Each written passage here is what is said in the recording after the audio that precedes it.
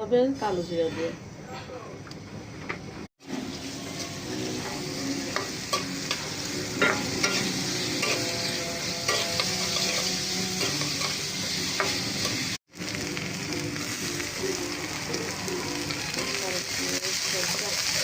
কালো জিরা দিয়ে চাল কুমড়োর খোসা বাটা, কোনো কিছুই ফেলা যাবে না গাইস, সব কিছুকে ব্যবহার করতে হবে। মশলা দিয়ে রান্না করলে না সব কিছুই খাওয়ার যোগ্য হয়ে যায় এবং সুস্বাদু হয়ে যায়।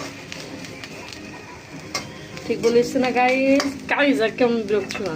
বাটতে হবে চাল কুমড়া, কালো জিরা, রসুন, তারপর পেঁয়াজ, কাঁচামরিচ, ইচ্ছা করলে 2টা শুকনো মরিচও তেলে দিতে পারেন।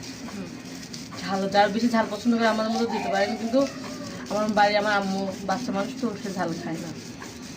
আমার ভাবিরাও ঝাল অত খায় না, তো আর ঝাল খাওয়া তো ভালো না, শুকনো মরিচ খায়।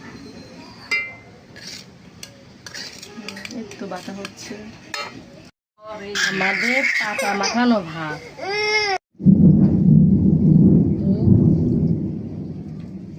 শুকনো মরিচ ভাজি হলে বেশি ভালো হয়েছে। গ্যাস